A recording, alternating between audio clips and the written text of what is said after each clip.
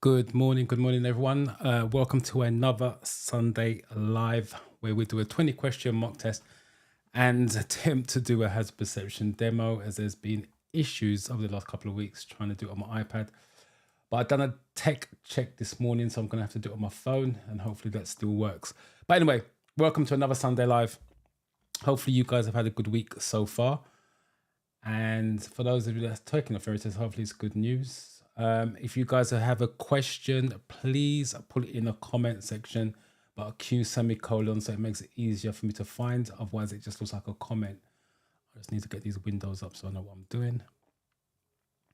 And then I'll say morning to some of you guys who have entered. Let me just turn this on. Right, so that's fine. Right. So I can see what's going on. Let's see. Bill, good morning to you. Let's get to this one. Good morning to you, Bill. Hopefully you are well. Selena, good morning to you. Happy Sunday to you. Hopefully you are well. So let's just shrink that. I don't know why this is so big. Let's just shrink this back down. There we go.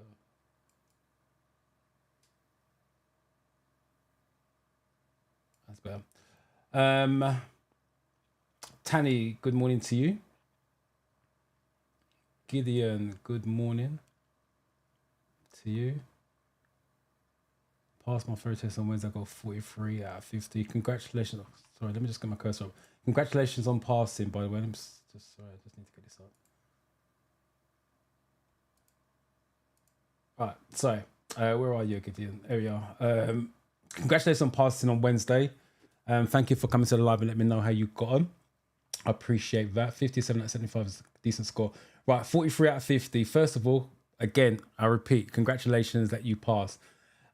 With 43, if you was my student, this is what I would recommend, is that you go to the paperwork they gave you, look at the categories you got the questions wrong in, because you still got 7, you just scraped it. And the reason why I'm saying that, you're looking for, if you got any questions wrong in road signs and rules of the road, I would visit that category before you're taking driving lessons. If you're already taking driving lessons, I would revisit that.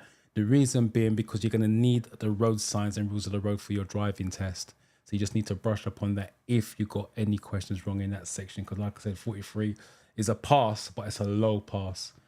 So I would just double visit that, because you don't want to waste time when you're driving lessons, parked up at the side of the road, discussing stuff that you should already know. That's the reason why I'm saying that.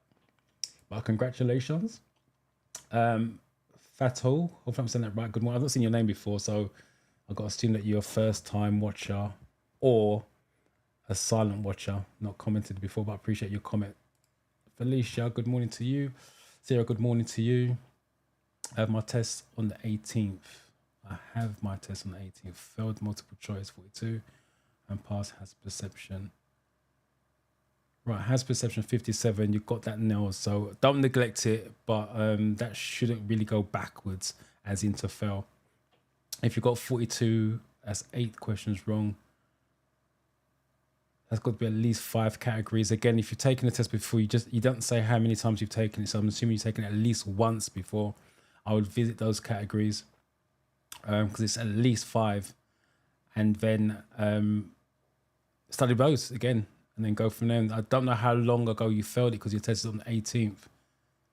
First, so you got quite a time there. February is 7-14. About 2.5 weeks. So you got time to study. Yeah, revisit those categories. That you got the questions wrong. You got data. Babatunde, good morning to you. Chidi, good morning. Charmaine, how are you? And congratulations again, because I didn't get to talk to you in the boot camp, just via email. So congratulations on passing the theory. I'm going to say anyway, because you're good. Should have done that first time round, but you've done it now, which is the main thing. And get on with your driving lessons. Hopefully you've got an idea of when to start your lessons. If it's not going to be for now, I would try to lock in a driving instructor, because like I said, most driving instructors, as much as we're coming to the back end of the holiday season, we're still busy. The college and uni people going back soon. So I would try to lock in a driving instructor if you haven't already. especially if you're going to look to take live driving lessons October, November times. Just get them locked in now rather than try to wait for the time and date for you to find one, because it's going to be difficult to find one, especially because you're doing auto from memory, I believe. But yeah, congratulations on passing though. Well done to you. Chidi, good morning. I am very well, to be fair.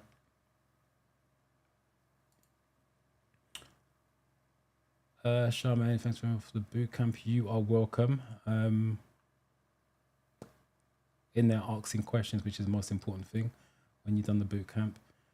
45 out of 50, 55 out of 75, 45 out of 50. Just, I know that this is between me and you. You got 45, which is fine. Congratulations on passing. But please tell me you didn't get a road sign question wrong. Or we have to have words. Hopefully that was, the road sign section was clear. Caroline, long time no see. How are you?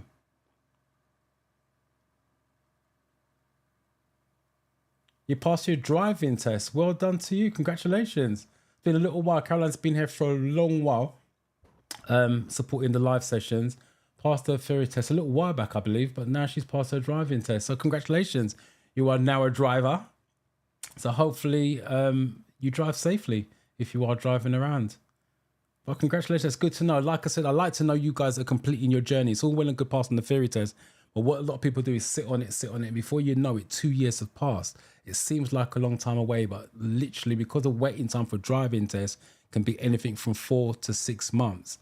And that's if you pass it first time. So if you need 2 attempts, you're looking at 8 to 12 months. That's almost a year gone. And if you're not ready for a driving test at this point in time, it's going to take you, especially within 2 hours a week, with no experience, that's another 6 to 8 months to get ready. So don't think 2 years is a long time. So well done to you, Caroline. And thank you for coming to the live and let me know. Erica, good morning to you. Family's fine. I passed my test last year. I got 49, just missed it by 1. And 50 for your hazard perception. Congratulations on you. I'm lucky to not getting 50 out of 50, but 49 is a good score. Brilliant score, to be fair. Good morning, Amy.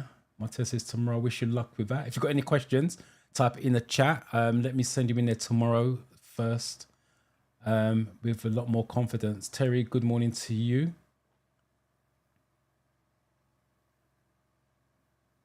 No problem. You are welcome, Terry. You're here every week, basically, so you are definitely welcome. All right, let me start the overview first, and let's get this started. Good morning, Dorian. I have my test tomorrow at 2 p.m. Dart Summer, not seen your name before, so welcome. I'm assuming you are a silent watcher or new. Either way, welcome. Again, if you've got any questions, put it in the chat, semicolon, then type your question. It's going to make me easier to find it, and then we send you in there tomorrow nice and confident. But I was going to say come back next Sunday. I'm not here next Sunday. I got family commitments. My family won't allow me to do a live. We need to leave early. So I'm not here next Sunday, but I'll be back. I believe it's the 14th, September 14th already, missing a week out. Wow, time flies. Yes, I'm not here next Sunday, but I'll definitely be the Sunday afterwards. All right, so let's do this overview first. Let's get going. For all of you that are new, this is how we do it. Explain the theory test. I don't like to leave things to chance, just in case some of you don't know. You'd be surprised how many emails I get. People have got theory tests coming up and they don't know how it works. I don't know why you would book a test and you don't know how something works. But anyway, 50 question, multiple choice. The 50 questions are made up of 14 different categories. As you can see, some of them on screen: alertness, attitude, safety, road signs, and much more. I will add, because again, I keep every single week I'm getting emails. The questions on the apps are sampled questions. I'm going to say that again.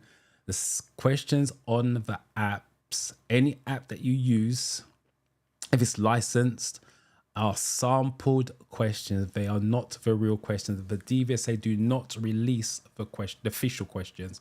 They release sampled questions.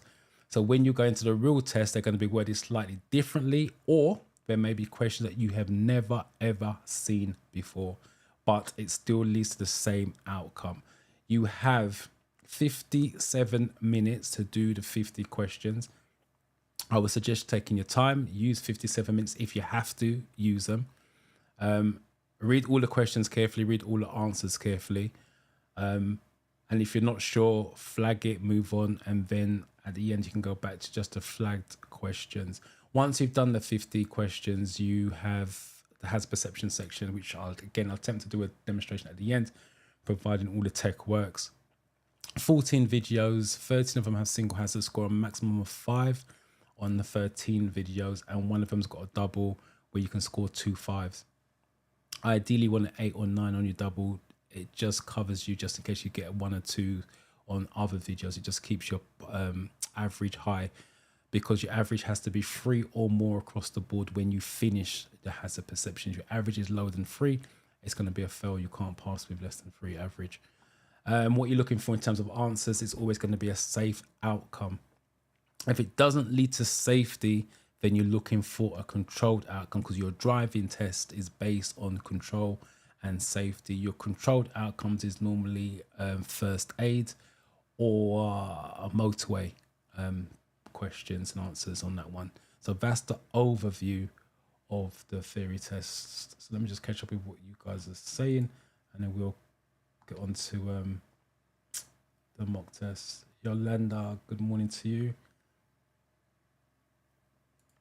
Sarah, you failed last Saturday. Sorry to hear that. What score did you get? Type your score in the chat. So I've got a rough idea what the average is, and I can tell you what your next steps, his basic steps are. Again, I failed on Saturday, 40 out of 50. Another fail, 62. Right, has 62 on the has perception. That's really good. 40. That's 10 questions wrong. That would suggest there's about 6 or 7 categories in total wrong. What I would do is look at those 10 questions. It would depend how many categories you got wrong, but I definitely would start at the categories you got this questions wrong in. With 10 questions, like I said, that would be about 6 or 7 categories. I would definitely revisit those categories. If it's a lot more than 6 or 7 categories, if you've got 10 questions wrong, if it's a lot more than 7 categories, then it's going to be back to the drawing board, where you need to, because that means it's general knowledge, lack of general knowledge. You need to go back and study all the categories to strengthen those. That's what I would do with that.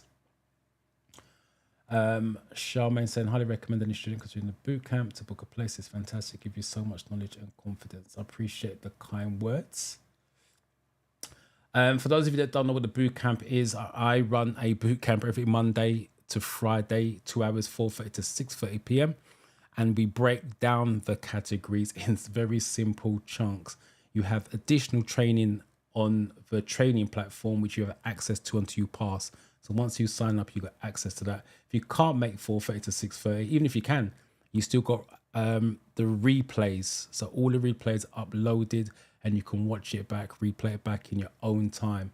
And you have email support until you pass. So you got access to me and the team to answer any queries about your theory tests. It's comprehensive, basically. Like I said, you in it until you pass it. So you got 24/7 help, basically, with that. If you're interested, the link is in the description. Princess, good morning to you. Diego, good morning to you. Right, let's start this mock test. Right, so those of you that are new, what we do is read the question and read all the answers. That's what I would suggest you do on the real test. So the question, you arrive at the scene of an incident, you see a casualty who's not moving. What should you do first? A, B, so A and B is on the top line, C, D. I would suggest you put the question number if you want it to be shown on the screen. So number 1, if I can keep this still, I don't know why it keeps moving. Hold on 1 second. Get it back. Right, if you think it's 1A, then put 1A. The reason for putting the question number is because there's a delay between me and YouTube, you and YouTube. So I want to make sure we always, or any answers I show on screen, is always related to the question we are on. If you don't type the question number, it doesn't get shown, and you've taken the time to type it in. I like to take the time to show it.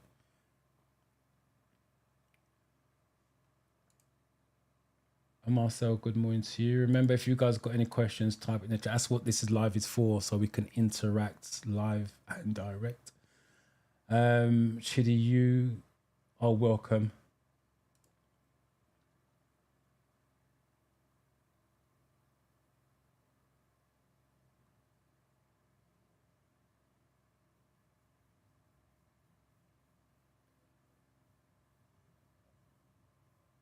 Need the meaning of following: curb, motorway, and carriageway.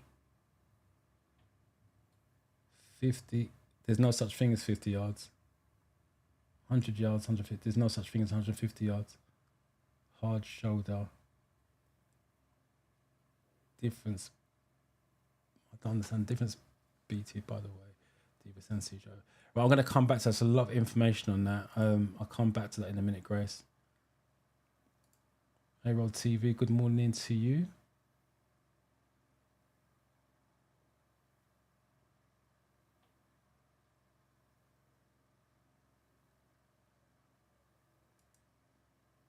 The difference between pull up, pull over, and pull up.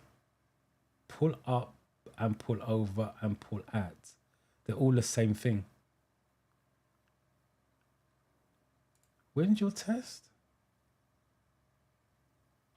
Your test is on Wednesday. And you're asking all these questions. This is crazy. All right, I'll try and answer some of those questions. I'll come back to that because there's a lot of information. I'll come back to that in a minute. Erica, thank you. I'm not sure what you're thanking me for, but you're welcome. Kids Nursery Rhyme, love that. Kids Nursery Rhyme. Good morning. I've not seen your name before, so welcome to you, first of all, because I would remember that, Kids Nursery Rhyme. So welcome to you. Marion, good morning. All right, let's do it. It's number one. Let's find the ones. I think Terry looks like the first one out.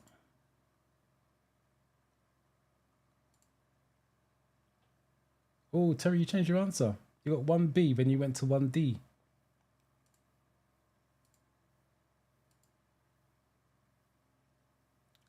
All right, you guys are split because it's 1Ds and... Right, okay. See why you may have changed your answer because I've got B's and D's in there.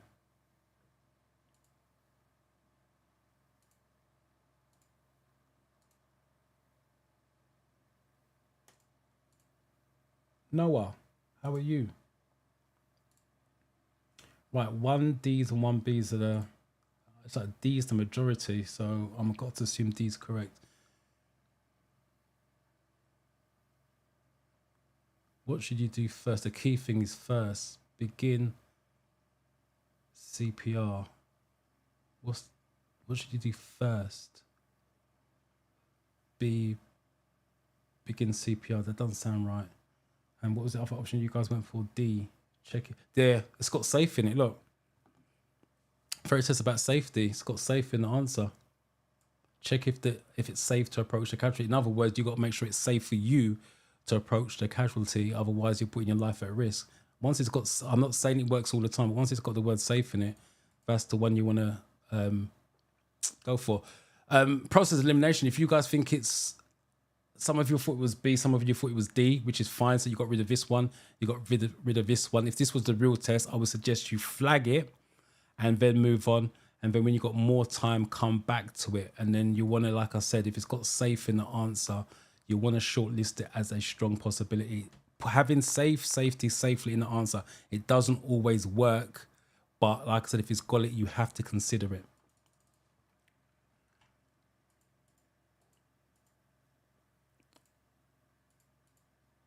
At some point, I'll be able to click it. There we go.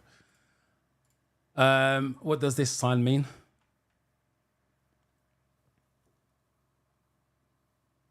All right, let me tackle Grace's concerns. Where are you, Grace? Right, my test is on Wednesday. So you got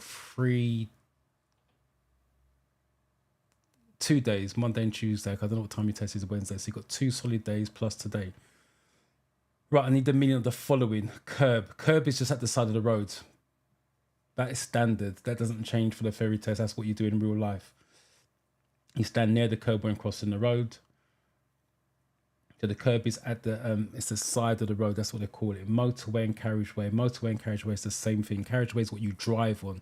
They call it carriageway from back in the old days. That's where horse and cart carriage used to ride. So the road, the tarmac is called a carriageway. It's just an old-fashioned word. But motorway and carriageway are the same thing. If you mean motorway and dual carriageway, that's a different thing. Speed limit for a motorway and dual carriageway are the same, 70 miles an hour for a car driver and 60 miles an hour for heavy goods vehicle and towing vehicle. The difference between a motorway and a dual carriageway is the right-hand lane. You can only overtake on a motorway on the right-hand lane. On the dual carriageway, the right-hand lanes for overtaking and turning right. There is no such thing as 50 yards on the theory test. There's no such thing, doesn't exist. 100 yards is your countdown markers, if that's what you're talking about. And it's 300 yards. It has a color behind it. I'm going to use blue as an example. Blue's for the motorway, and it's got 3 slashes. Their yards, 300 yards, 200, 100, but the colors mean something different for each one. There's no such thing as 150 yards. Hard shoulder is on a motorway. That's where you pull up in an emergency, which should not be used unless you've broken down, obviously. And the difference between DVSA CGI has a perception. CGI is computer generated images. That's what you take on your theory test. They're all CGIs on the real theory test when you go in for. If you're sticking around to the end, I will show you the difference between CGIs and the real life clips. So that answers that. And you've got another one here. Pull up, and pull over and pull out, all the same thing. As even on driving lessons, I'll say pull up somewhere safe, convenient on the left. I would say park on the left, pull over on the left. I'll say all of those except pull out. That's one thing I don't say. But they're all the same thing. It just means parking up. For the theory test, it normally means slowing down. So hopefully that answers that. There's a lot of information there. So hopefully you got that. You can always watch the replay back. But there's a lot of information. I would suggest as well with that, Google it. Yeah, Google it or use AI.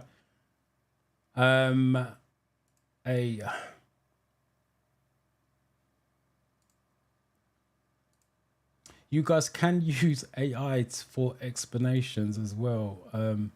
That's not cheating. It's research, studying, whatever way you want to call it.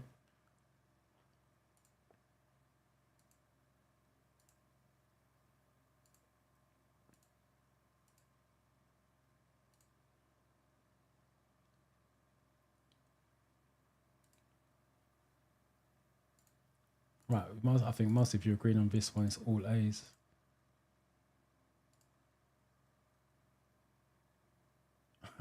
No, we're sending out some love. I love it. I'm loving that. Right, A seems to come and answer. It's Contraflow, by the way. Contraflow system, yes, A. There's 2 types of Contraflows. There's one Contraflow bus lane, Contraflow cycle lane, which is blue, and obviously you got this one. And Contraflow just means going against the flow of traffic. For the theory test, contra means going against the flow of traffic. I'm getting mixed up here between bootcamp stuff and which button I'm pressing. It's this one. Powered vehicles used by disabled people are small and can be hard to see. What must they display if they're traveling on a dual carriageway? All right, let's do some of this. Charmaine says she's got one. All right, got it right. It's an improvement. That's the most important thing. Just one wrong on that. Hopefully you know which one you got wrong. I remember you had the flashcards with that as well. When you said she scored 48 out of 50, missed it by 2, but congratulations, 57. Congratulations on passing.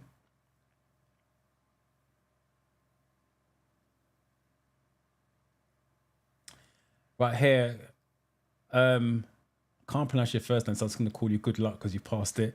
There was this question on single red line on the road, just like the yellow lines. It was one of the 2 questions I failed. I don't know what options they gave you. They can ask you different questions with the red lines, but the red lines and yellow lines are the same. They're parking restrictions. And they're normally there to ease congestion or help traffic flow with that as well. I do, again, we cover yellow lines or red lines in a boot camp on Tuesday when we do Relevance. Marion, a long time. I'm so happy to be back. I'm glad you are back, Marion. Hopefully you're well. Noah says it's fine. Thanks for giving answers, especially to my questions last week. You are most definitely welcome for that. That's what this live is about. Ask questions. And I can give answers personal to you rather than giving generic answers. That's why I suggest you guys ask questions, but type Q semicolon. It makes it so much easier for me to see it as a question. As you always advise, that's why it's really important to read all options. Yes, definitely read all the questions and read all the answers. All the answers, even if you know what the answer is, read it, because sometimes there's two similar answers and sometimes one has more information than the other, which means obviously the one that has more information is the one you want to go for, especially if it's a law answer. All right, let me catch up with you guys in there. Number 3.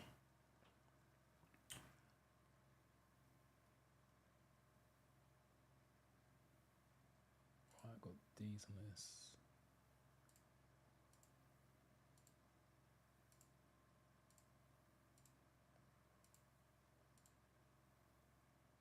Kids nursery rhyme, you need to put the number. You've only got D, so I'm not sure what that's related to.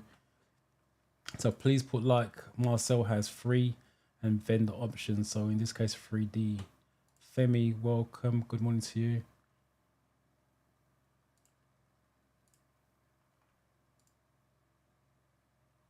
Free C. Yardiness, you've gone for. Oh, changed it. I just realized you changed it,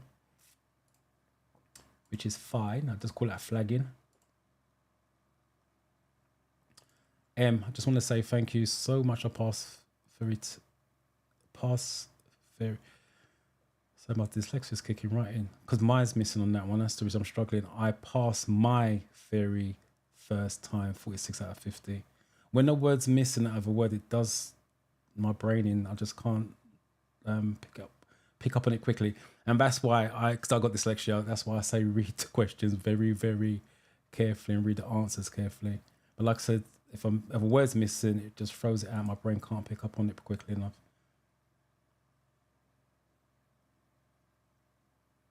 Finally caught you live. Need to register for the theory practice class. I'm assuming you mean the boot camp. If that's the case, the link is in the description.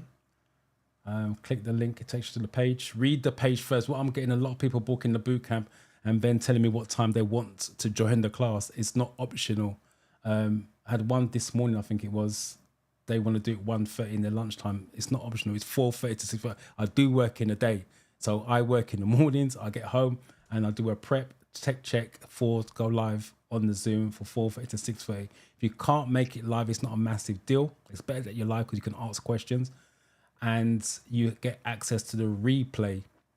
The class is not optional where you can choose the time and date for you to join the Zoom sessions. If you can't join the Zoom sessions and you can't watch the replays, the bootcamp isn't for you. So I suggest you, if you're clicking on the page, it scrolls down. It does say, are we a perfect fit? Answer the questions below. If you got yes to the questions, then the class is for you. If there's a no in there, then do not sign up for it. It's a hassle just to issue a refund. I've got flash and amber on this one. Right, so you guys have gone for D. Oh, it's a palette disabled. That's slow moving, so it's going to be yellow or amber. Flash and amber. If they do ask the questions, because they do ask about speed on a real test sometimes, it's 8 miles an hour on the dual carriageway. Yeah, it mentioned dual carriageway here. And 4 miles an hour on the pavement. You won't see that question in the app, by the way, the speed on the dual carriageway. I'm talking about the real test. So 8 miles an hour for the dual carriageway and 4 miles an hour for the pavement. How much more fuel will you use by driving at 70 miles an hour compared with driving at 50 miles an hour?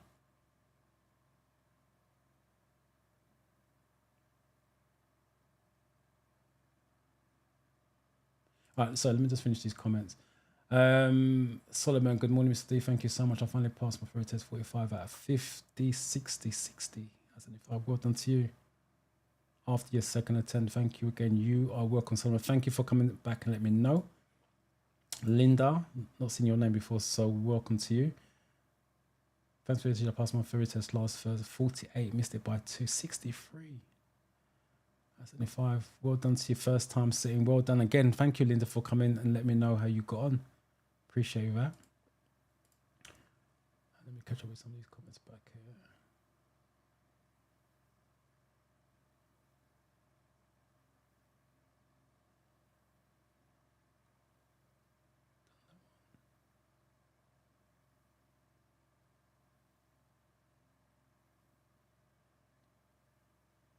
Amy, is there a rule about no overtaking when there is no central?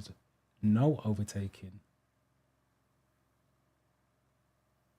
Is there a rule about no overtaking when there's a no central reservation? I'm not understanding that question. Is there a rule about no overtaking when there is no? No, there isn't a rule. If there's no central reservation, it's a normal road. So you overtake when it's safe to do so. Is there a rule about no overtaking when there's no central reservation? No central reservation is a standard. Right, I'll just get my head around this. Sorry. Yes, there is double solid white lines in the middle of the road. So there's no overtaking if there's a solid double white lines in the middle of the road. Is one of the questions. So it's no overtaking. I repeat, no overtaking if it's two solid lines down the middle of the road. And the other question to that, if there's two solid lines down the middle of the road, when can you overtake? And it's passing a slow moving vehicle doing 10 miles an hour. The vehicle options they give you are road maintenance vehicles, cyclists, or horse riders doing 10 miles an hour or less. I apologize for taking too long to understand your question, Amy, but we got there in the end.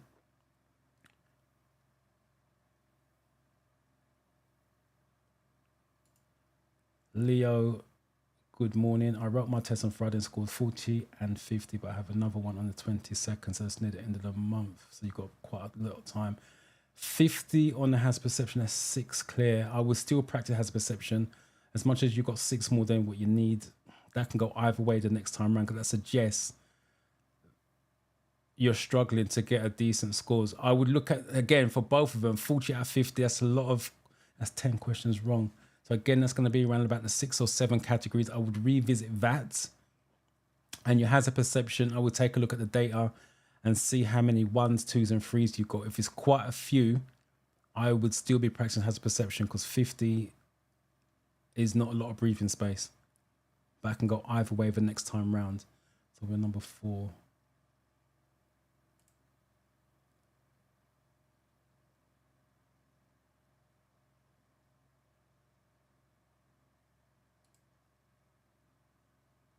So I'm just trying to find the 4s. There we go, first one.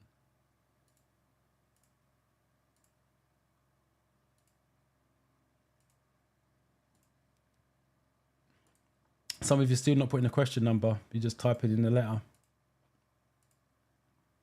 You need to, like Solomon's done, 4C.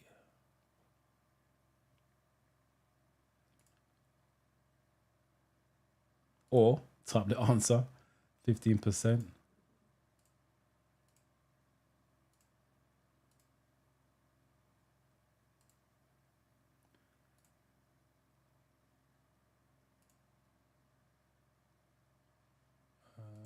Right, C seems to be, sorry, the correct answer. C, yes, 15%. Why should these road markings be kept clear?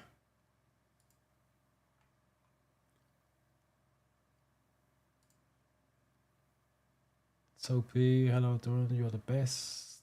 Thank you for the words. 47. Congratulations on passing. I'm not sure if I've seen your name before. But yeah, congratulations on passing. Thank you for coming to the live and let me know how you got on. Appreciate that. Any tips for driving lessons? You've got to be a bit more detailed than that. What do you mean by any tips for driving lessons? Well, finding them, doing them? I'm not sure what you mean by that. If it's doing them, to try and stay calm as possible, and don't don't be afraid to mess up. If you're talking about taking driving lessons, try to be as calm as possible. I know it's not easy, but try to stay calm and don't stress and freak out if you mess up. You're learning, so you are going to make mistakes. So just try to be chilled about it rather than freaking out about it. Are you two having a conversation?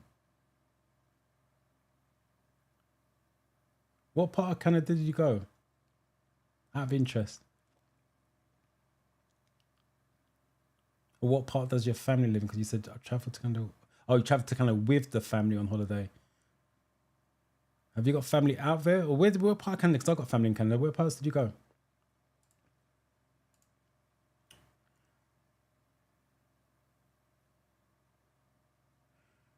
Right, thank you, Super D. Super D, thank you for that. I passed my theory test first time. Congratulations, with 47 in the multiple choice question and 57 in the hazard perception. Well done to you. My wife was always right about your page. You don't want to say that too loud because she might think she's right about everything. Like my wife is. But yeah, thank you, wife, for me for spreading the word and putting you on there. And you owe her a lot. Prince. 44 out of 50. Congratulations, multiple choice 61. Has perception practical book for. Wow, you wasted no time. Passed the theory test and you got a practical booked for the 22nd. It's amazing. Wish you luck on the 22nd. I'll be around the corner, about 3 weeks away.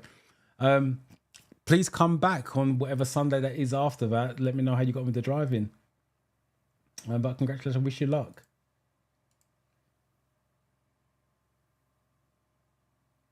I don't remember seeing question 4. We're on number 5. Question 4 was the fuel being used, 15%. There's another one. How much, I don't know how, I can't remember how it's worded. How much does transport emission account for with percentage? And it's 20%. So transport for pollution, sorry, yes. How much does transport pollution account for? And it's 20%. Like I said, apps and the real test are slightly different. So you may not see that question previous in the apps as much, or the one I just said. Right, so you guys on 5. Let's find 5.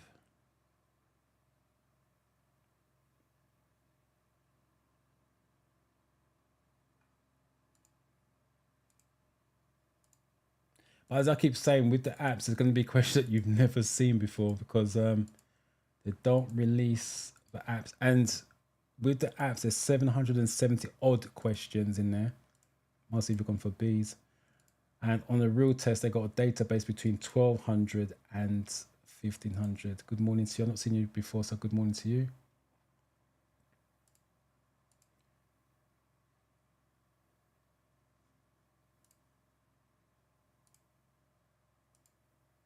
Toronto, Ontario, yeah, I've got family the same place. Brampton is where my family's based.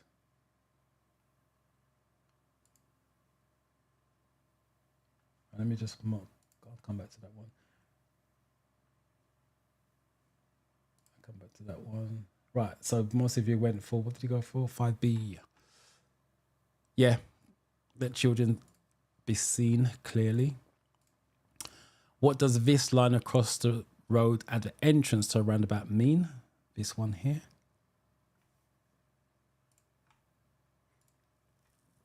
Oh, right. I had to find the right instructor for me. You won't know if the instructor's right for you until you have a lesson with them. It's impossible to know whether the instructor is going to be right for you because every instructor is different. But to find an instructor, first and foremost, that's asking family and friends who's taking driving lessons in your area. Google is another one. Google instructors near me and jump on the DVSA website. If some instructors will put the details on the DVSA website and see if anything comes up local to you. But whether the instructor's right for you, you won't know that until they turn up and you have at least 1 or 2 lessons. Because most instructors will try to adapt to you. When I teach, I adapt to the person I've got next to me. So if they're nervous, I'll tailor the lesson to a nervous pupil. If they're I'll use my people from last week. I won't use his name. But last week he overthought everything. He just analyzes things to death. So I tailored the lesson to that. So an instructor adapts to the pupil they have, but if an instructor is just rigid, then that may not be the person for you, but you won't know that until they turn up.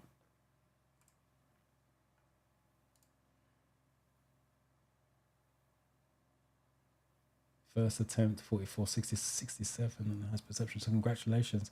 And again, I appreciate you guys letting me know how you guys got on.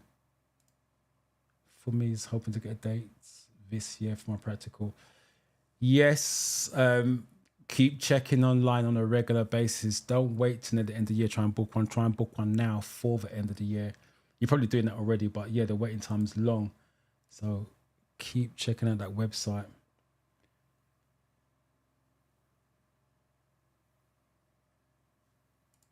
Yolanda, you're welcome.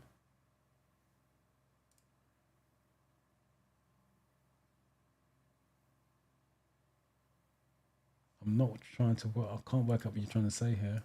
Way, give, say. Oh, right. I think you're trying to answer the roundabout question. Sorry.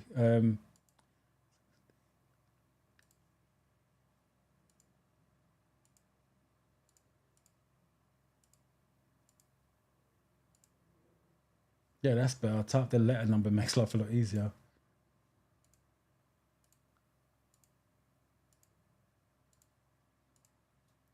Right, most of you agree with D. So I'm assuming D is something about giveaway.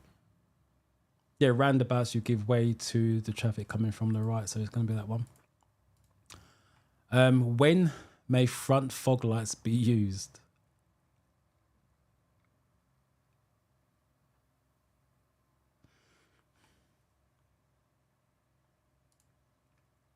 You got there in the end, don't have to apologise. I've not seen your name before, by the way. I'm not. You see, is that how you pronounce it? Hopefully I'm not butchering it, but welcome. I've not seen your name before, so welcome to the live. Thank you for taking part and commenting. April.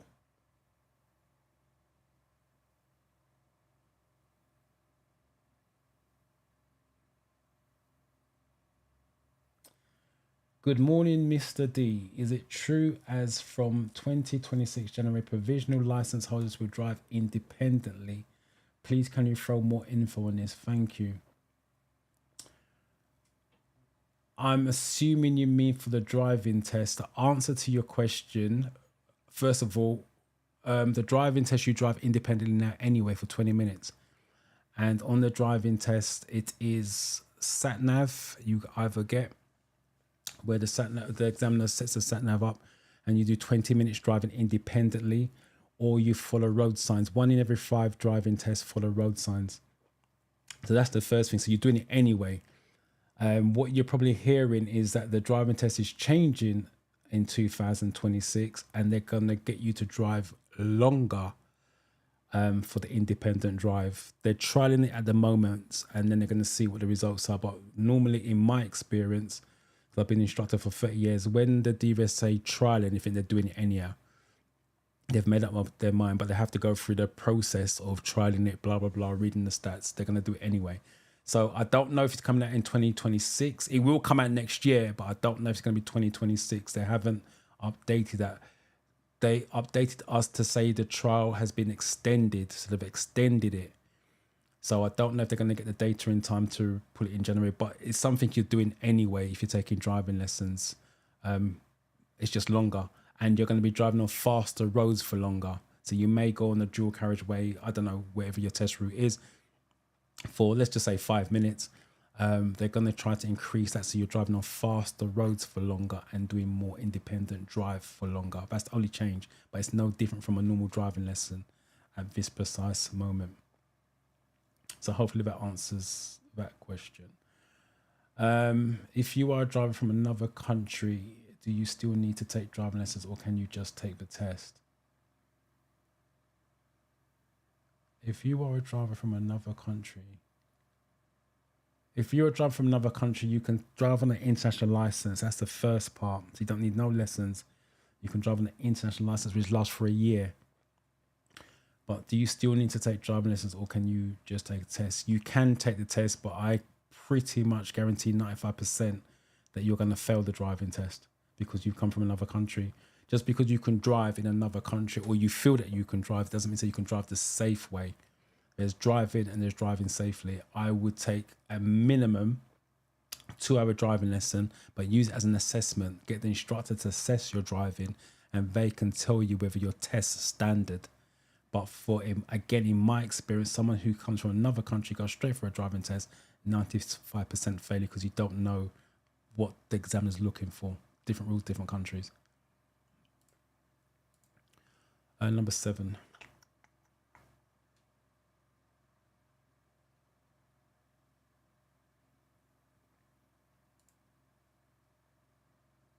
Revise. I like that.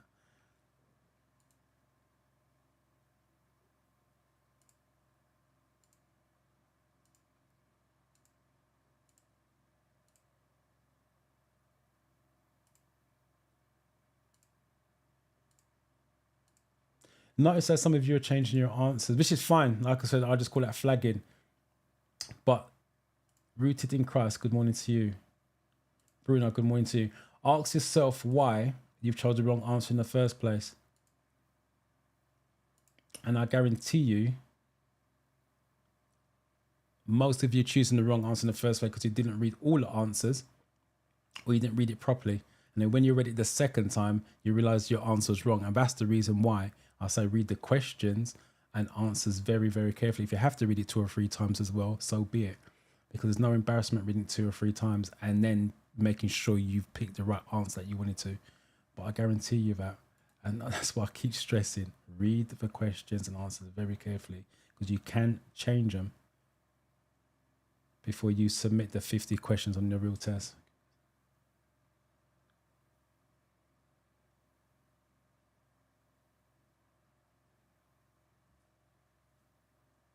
You are welcome, first of all.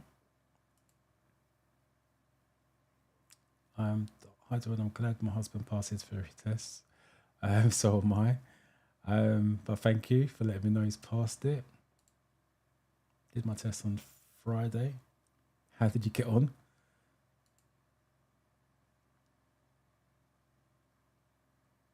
Let me come back to that, April. Hold on 1 second. Let me come back to that. Tanny, you can, if you work, I'm just appreciating that you work and you want to listen to the live more than anything else, but you can always watch the replay. Let me come back to that. Let me just get the answers.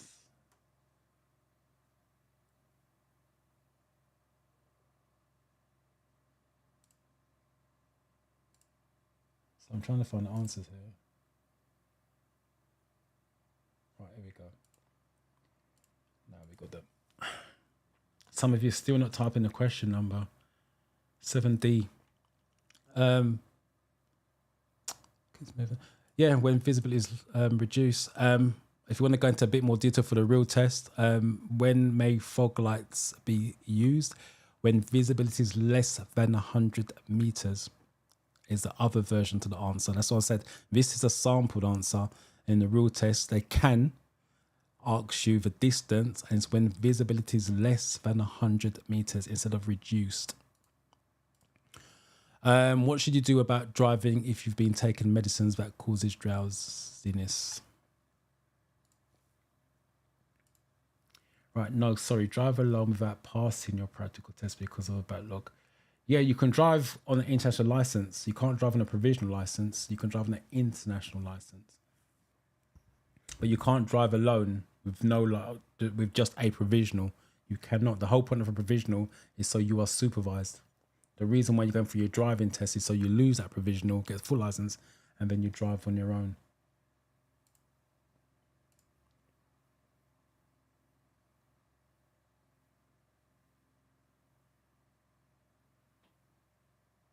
Right. Ole Inca. Hopefully I'm saying that right. About provisional driving license owners driving independently is false. Some TikTokers are sharing this for likes, follows. Saw it on TikTok once. They just want to trend. Yeah, you as a provisional license, you cannot drive on your own. You need supervision. If you're driving on your own, without some. And I don't, let's rephrase that. You need to have somebody next to you who's over 21 and has a license for at least 3 years. Let's go into detail. So you've got a provisional license. You need somebody next to you who is over 21 and has held their driver's license for at least 3 years. That makes you legal.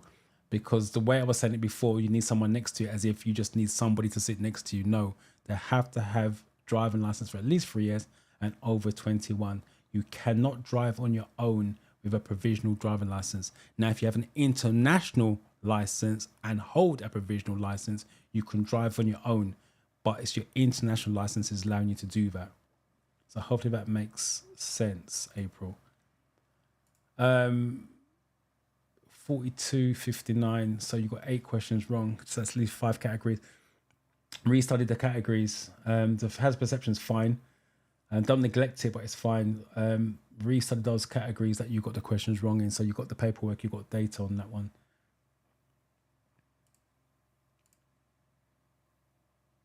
Rooted in crisis testing this week. Please wish me luck. I wish you the best of luck. If you've got any questions while we're live, ask it away so we can send you in there next week. With a lot more confidence. I'm not here next Sunday. I normally say come back next Sunday. Let me know how you got on, but I'm not here next Sunday. So please come back the week after with hopefully positive news. Troy, I've not seen your name before, I don't think. So welcome. Thank you for Doran for explaining everything about this so far, because I've failed a real theory test 2 times. Again, you've got data. If you failed it 2 times, you've got the paperwork in front of you. Take a look at that. See if there's a common denominator on the categories you got the questions wrong in. I'm assuming it's questions. You didn't say which part you failed on. And then go from there. And we are on number 8. So let's find the 8.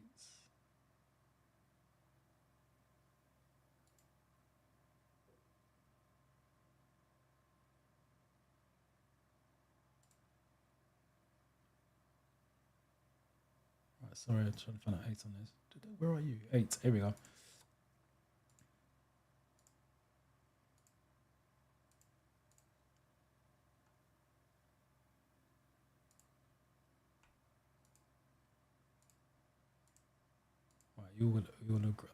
You're all agreeing on 8C.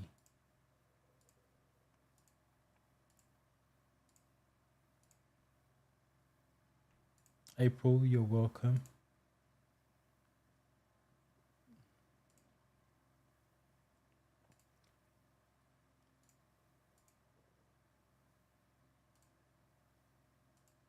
That's the last one, 8C.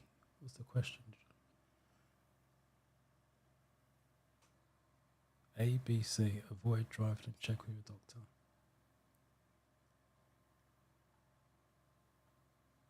Yeah, if you are taking medication, even cold medicines like Benadryl, stuff like that can make you drowsy. Read the side effects on it. So yeah, be careful with that.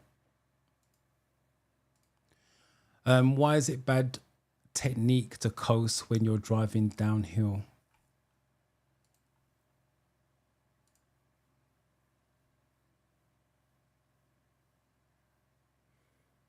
The international license is only valid for 1 year. You have to take theory and practical again.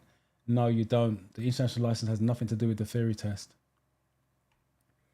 If you got a provisional driver's license and you take the theory test, you have 2 years to pass the theory and practical.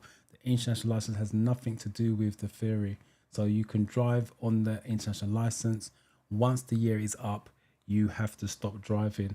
Or in some cases, you can go back to the embassy or wherever the country is and get a new, I won't say it's permit, I forgot, visa, and get it another year with that one, and go back to your country and get it from there. Depend on the country, but the international license has nothing to do with the theory test or practical test. Only the provisional license has. Thank you so much for your lessons. I passed my theory test. Oh, this is what I should have seen first. For some reason, it's only now I'm seeing this, because that makes sense what you meant about the driving test before Christmas. But congratulations on passing. 47 out of 50 out of 70, yes. That makes sense now.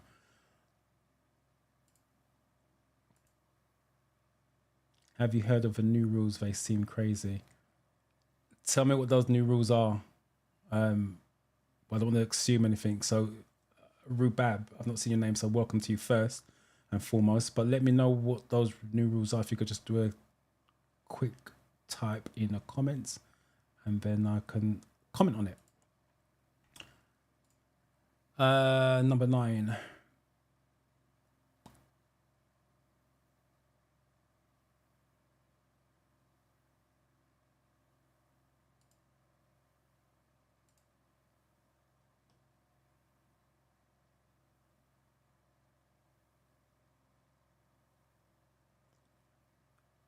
So I'm just seeing some comments coming through. Right, sorry, let me just do these quickly.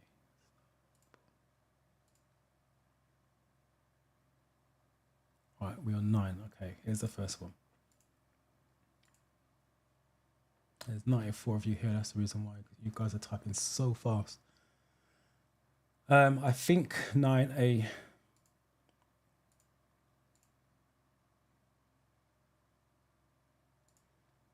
Palm got a test on the 3rd of September, which is Wednesday, I believe. Wish you luck with that first and foremost.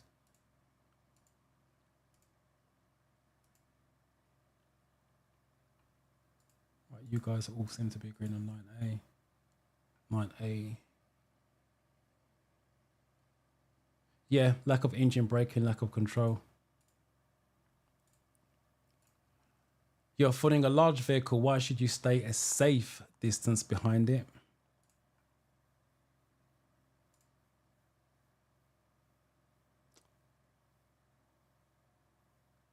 Thank you. Hope you have a great Sunday as well, Palm.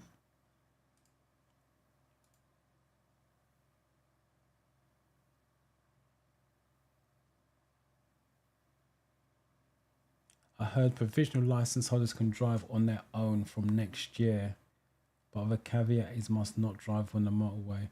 You can't drive on the motorway anyway as a learner driver. You can only go on the motorway with an instructor, and it has to be in a dual control car, so that's not changed. I've not heard that, and I can't see that being true. That's got to be something that's going around. That's not true, because that's dangerous in itself. I heard provisional license holders can drive on their own from next year, but the caveat is must not drive on the motorway. I'm just going to repeat that again. You can't drive on the motorway as a learner driver, only with a driving instructor, and it has to be a dual controlled car for that to happen. So that hasn't changed. As in provisional license holder driving on their own, I can't see that being legal, because that's dangerous in itself. I've not heard that, but like I said, I'm just going from the safety factor, because my brain always works in a safe way. I can't see that being a law. That's got to be something that someone's spreading around, which is not true. I have difficulty with knowing speed limits for cars on dual carriageway and single carriageway. Please, how do I retain it? Let me come back to that rooted Christ. Sorry to take you back. What's the answer to question 6? I can't go back. I don't remember what question 6 was. Maybe someone in the viewers can help you with that. I can't remember what number 6 is, and I can't go back on the app. It doesn't allow me to go back. If you can tell me what the question was, since you're asking about it, then I can tell you what the answer was. Number 10.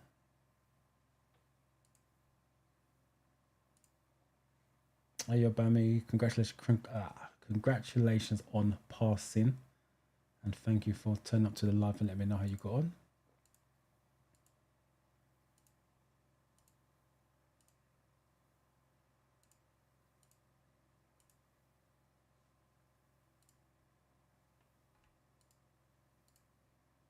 Well, you're all agreeing on B on this. Someone said the question 6 is D.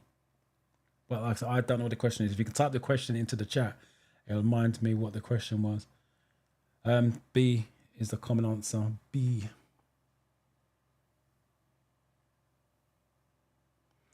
You'll give a driver a chance. Yeah, if you drive too close, you can't see the wing mirrors. There's a saying, if you can't see my wing mirrors, I can't see you, which is true. So hold back so you can see their wing mirrors so they can see you as well. Someone's asked a question about It's interesting. I mean, who's done that one? I think Rooted in Christ. I have difficulty with knowing speed limits for cars on dual carriageways and single carriageways. Please, how do I retain it? Here's a question for you. What's the speed limit for a car towing a trailer on a motorway? I'll let you guys answer that first and I'll tell you how to retain it.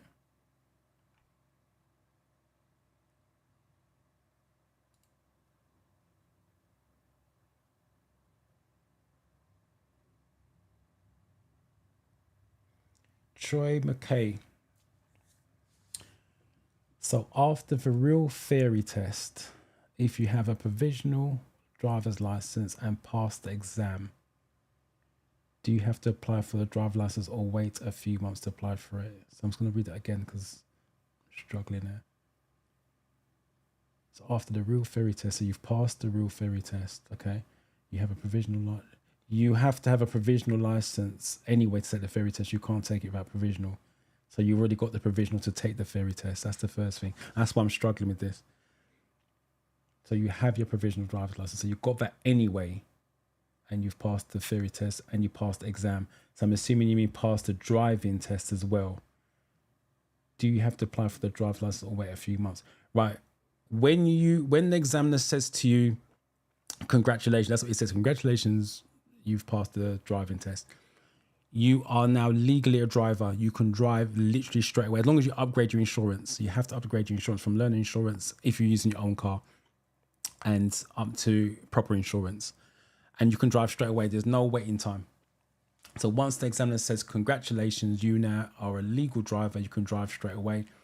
And if the license is up to date and current, as in proper details on there, no health issue changes, the examiner will ask you, do you want me to take your license away from you?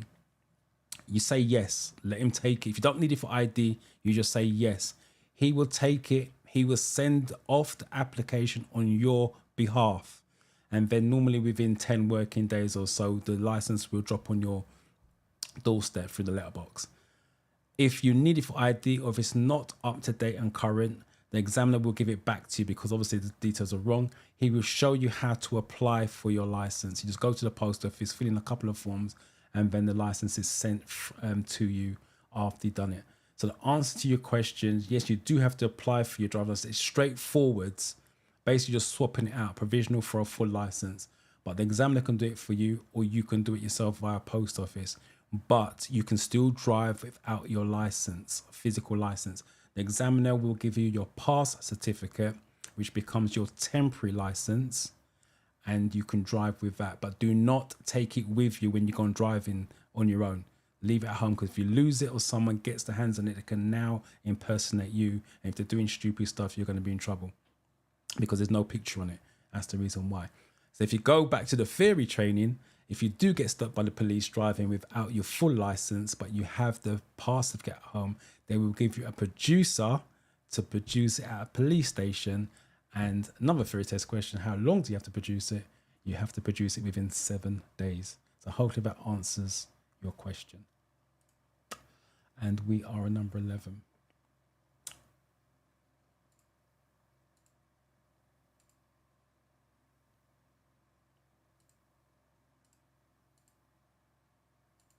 So rooted in Christ, you've gone for 11D. I'm going to answer your question in a minute. Can't believe we're 11 questions in and some of you are still typing the letter but not the question number.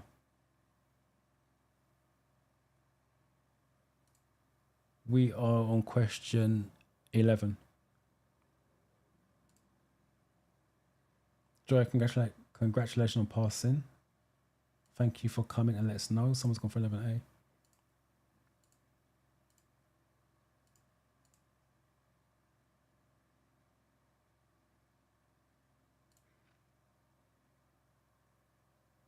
Israel says speed limit for single category is 60, but when the car is towing 50.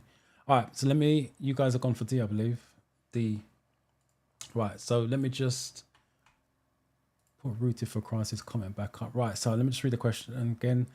I have difficulty with knowing the speed limit for cars on dual carriageways and single carriageways. Please, how do I retain it? With cars, this is the way that I explained in the boot camp. You're taking a car theory test. All you're interested is in the car because that's what you're driving. On a motorway, it's 70 miles an hour. On a single carriageway for a car, it's 60 miles an hour. That's all you need to know. Car maximum speed on a motorway is 70 miles an hour. On a single carriageway, it's 60 miles an hour for cars. Now, when they start asking about towing vehicles and HGV vehicles, all you got to do is know what you can do and then drop it by 10 for that same road. So as you can see here, it says car towing a trailer on the motorway. You now know cars can do 70 miles an hour. And then when they start talking about HGV, you just drop it by 10. So just know what you can do. And then when the question comes up, you just drop it by 10 for the heavy goods and towing vehicles. Then you remember one thing rather than everything else, if that makes sense. Always try to simplify your theory where possible. So that's how you retain info. Know what you can do. And then when they ask about something else, you just drop it by 10.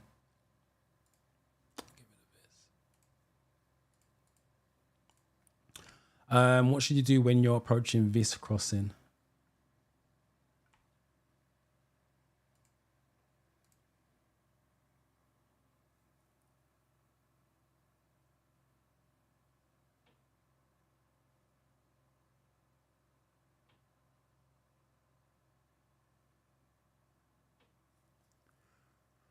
Right, I think I'm up to date with all the comments. Remember, if you guys got any questions, driving, theory, related, put a Q semicolon so I can answer it personal to you rather than just a generic answer.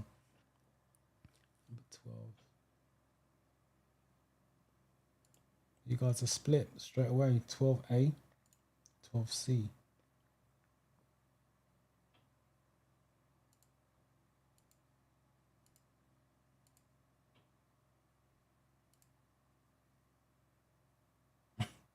You're welcome. Always with the theory test and driving, when you take your driving lessons, try to keep it very simple, very basic. That's what the brain loves the most. Simplicity.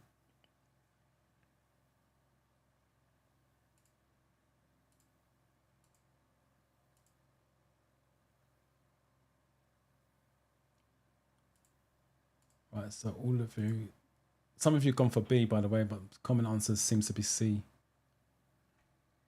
Zebra crossing.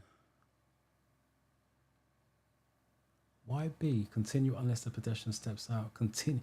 Safety. If the pedestrian steps out, how's that safe? Slow down and be prepared to stop is the correct answer. So it's going to be C.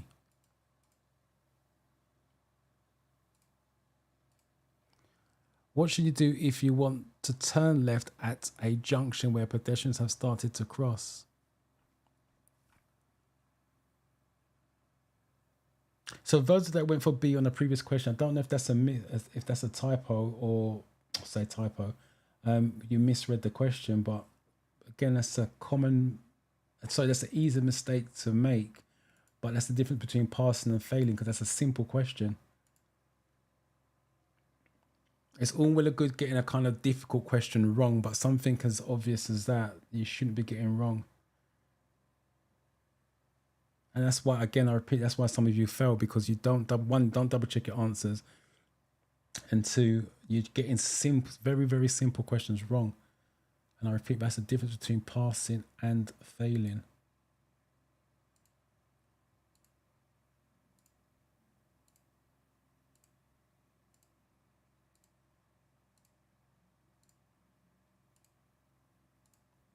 All of you have gone for a B on this one. Yeah, pedestrians got priority. Give way to them. Especially if they're in the road, you can't knock them over. I can't drive around them. So give them way. Safest option. What should you do when you're using a contraflow system?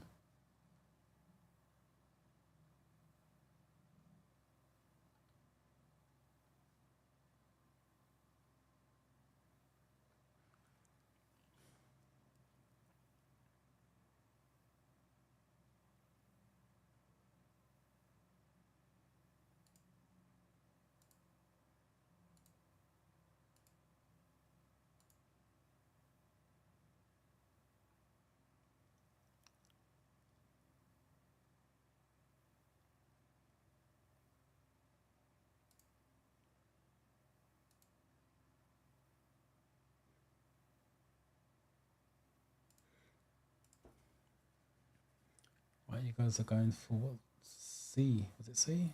C.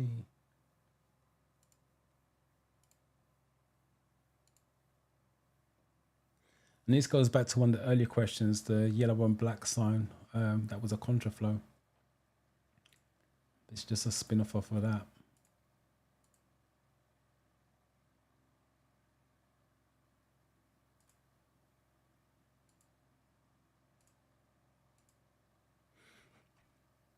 So contraflow system, you want to either choose your lanes early or keep a big gap between you and the car in front, and you guys are going for C. Choosing a proper lane in good time. Yeah, contraflow. What should you do before starting a journey in foggy weather?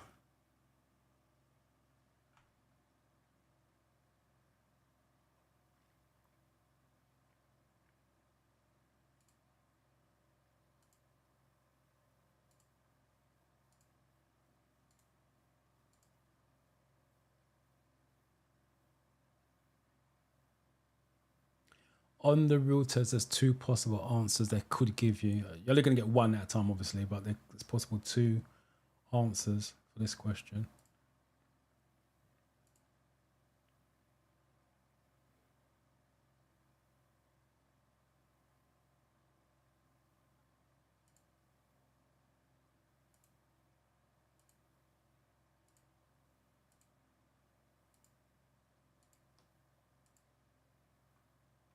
And you guys are all going for B. Yeah, allow more time for your journey because fog, just in case you didn't know, is a mist. So people should be driving slower because it's harder to see. So it's going to be B. The other option on the real test is clean the windscreen, clean your headlights so you can see and be seen from a distance. When should you use the left-hand lane of a motorway?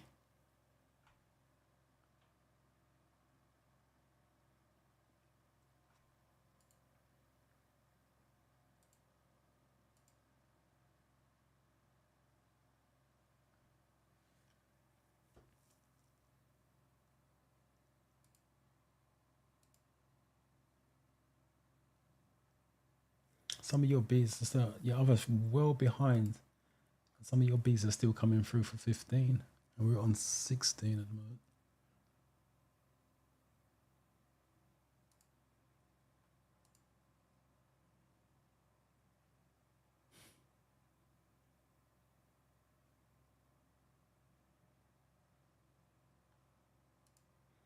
Kids nursery rhyme, where 15 or 16 questions in, you're still just typing the letter.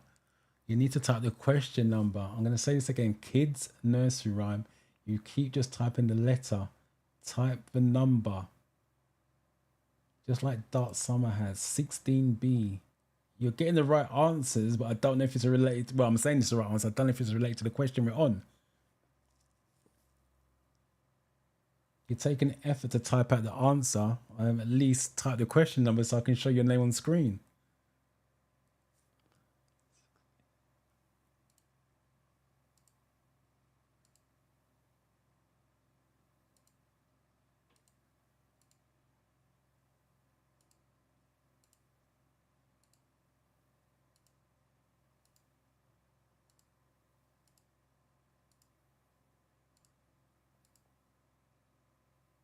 Oh, Leo, you got for D.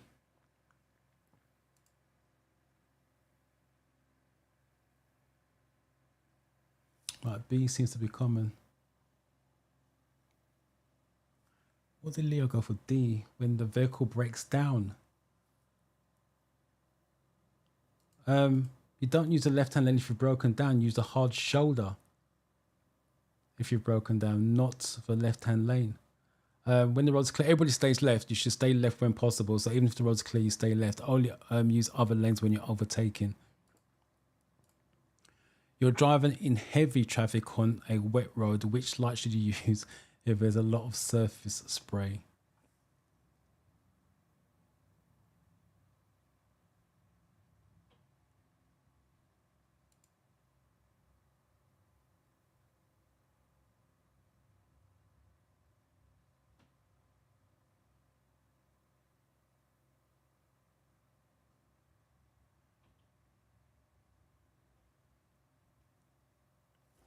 Kids nursery rhyme. I'm looking for your answer. I'm looking for you to type 16B, and I want to show your name.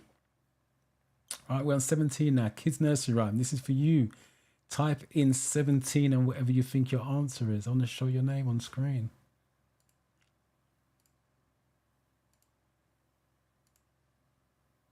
Queen S, welcome.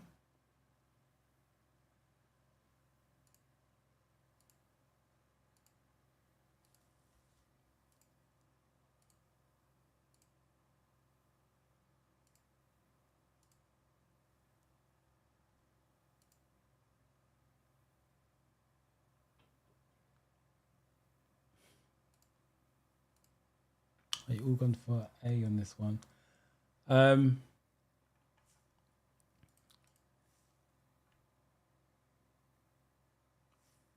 If it's a bog standard light question, the answer is going to be dip lights. Sometimes they will, again on the real test I'm talking about mainly, sometimes they just drop the dipped part and say headlights. It's the same thing. Dipped headlights are the same thing. But if it's a bog standard light question, the answer is always going to be dipped headlights or headlights.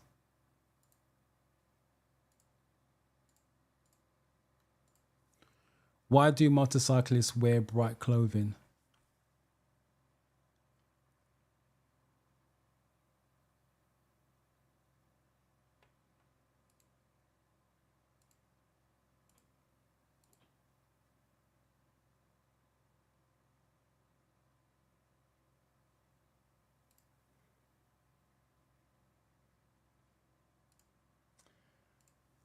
Queen S, my theory test is in a few months. Any tips for me? I've downloaded the theory app for starter.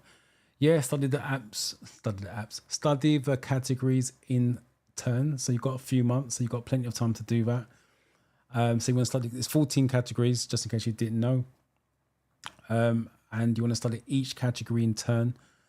And then once you've done that, I will start to do mock tests and then making sure there's no weak categories showing up on a regular basis. If you're using the Driving Test Success app, that's the one I recommend. Go for the paid version, $4.99. It tells you your strongest category and the weakest category when you finish your 50 questions. So obviously, if you're taking 5 mock tests, for example, and 3 out of 5 says motorway rules are your weakest one, then obviously you need to revisit that. So that's what I would do. For starters, build your way up to a mock test.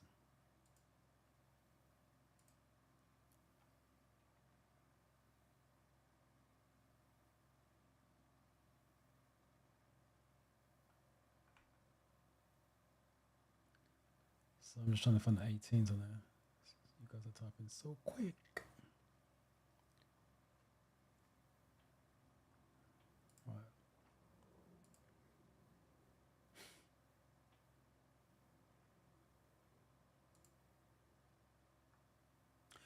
Maybe kids nursery rhyme is not hearing me. Maybe they're listening on or just maybe they're just listening in silence and reading because they're still typing the question number. Sorry, they're still typing the letter, not the question number. I said it so many times. So maybe they're not listening. Oh, C. They're not maybe they're just reading it and not listening.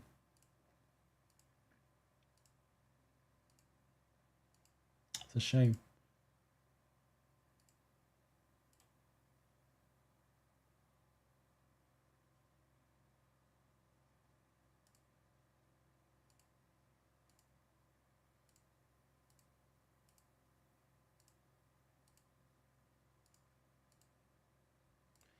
All gone for B.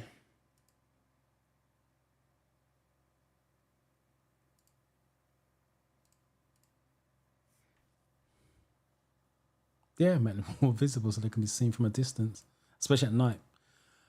You've been involved in an argument that's made you feel angry. What should you do before starting your journey?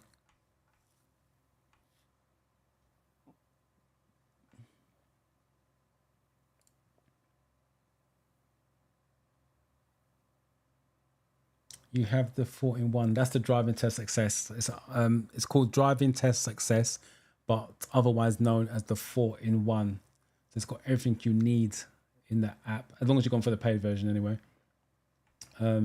Yeah, just break down categories one by one. I would do it in the order it comes in, because done in the logical order, if that makes sense. So I wouldn't skip any. I would literally just do it in the order you see it's listed in, and then build your way up to 50 question mock test. Or what you can do as well, once you've done the category, set the questions in the settings, do mock test just for that category, and just making sure you're getting a high score in that. Obviously, if it was 50 question mock test, not all of them have 50 questions. So documents, roads, motorway ones has 100 and something questions. I think it's one of the biggest categories, road signs. 133 questions from memory. So you can do a 50 questions on that once you've done all 133.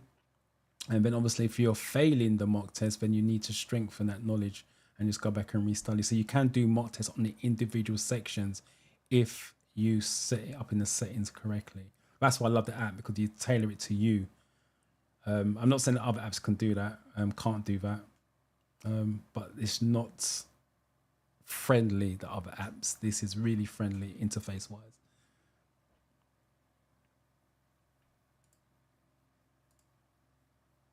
C. B's common, but some of you have gone for C.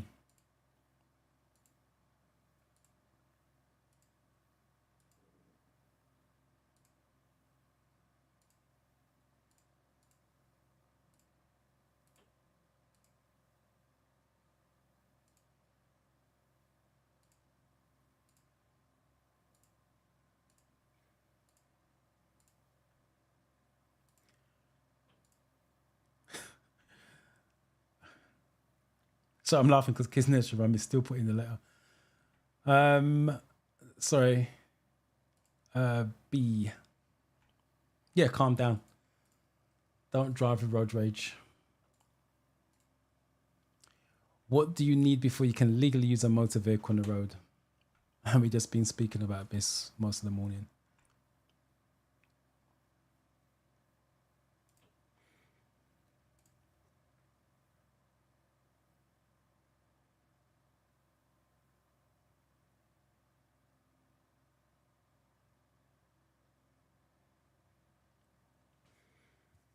Noah, there are 2 signs on dual carriageway.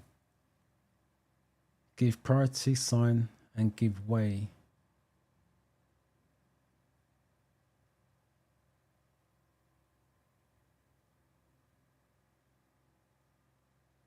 Are you saying that's the same question? Because that can't be right. If you're on the dual carriageway, no one's got priority. You're all going in the same direction. If it's dual, there's a crash barrier in the middle, all going in the same way. So that can't be right.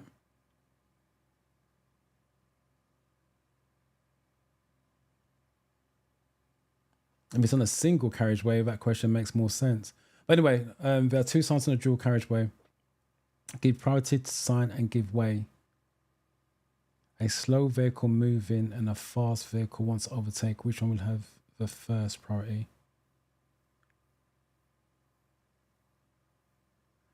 Your question's jumbled up, Noah. You just need to clarify that. I'm going to tell you why it's jumbled up. First of all, if it's a dual carriageway, you're all going in the same direction, so there's no priority for slow moving vehicles or fast moving vehicles.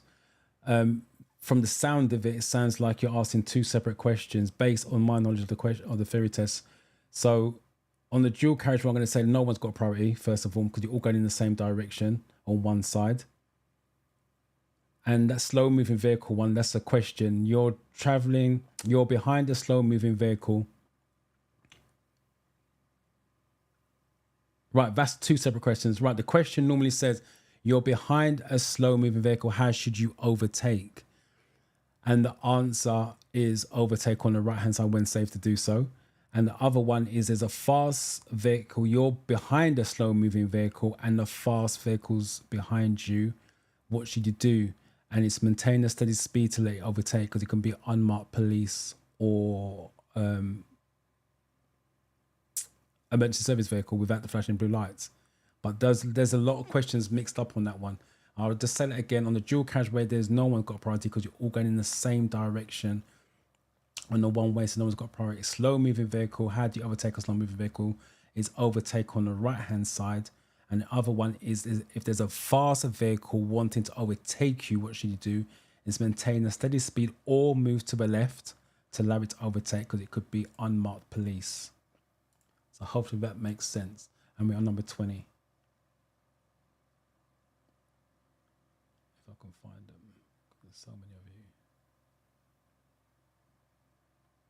Right, Terry's first.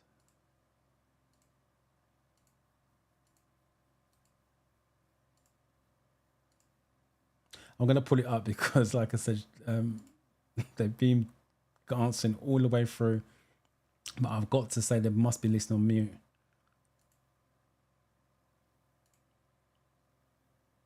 $200A. We're only doing a 20 question. 2020 vision.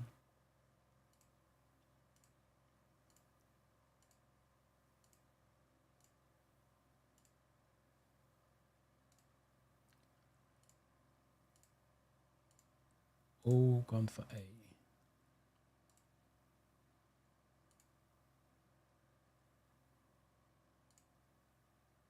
I'll come back to that in a minute.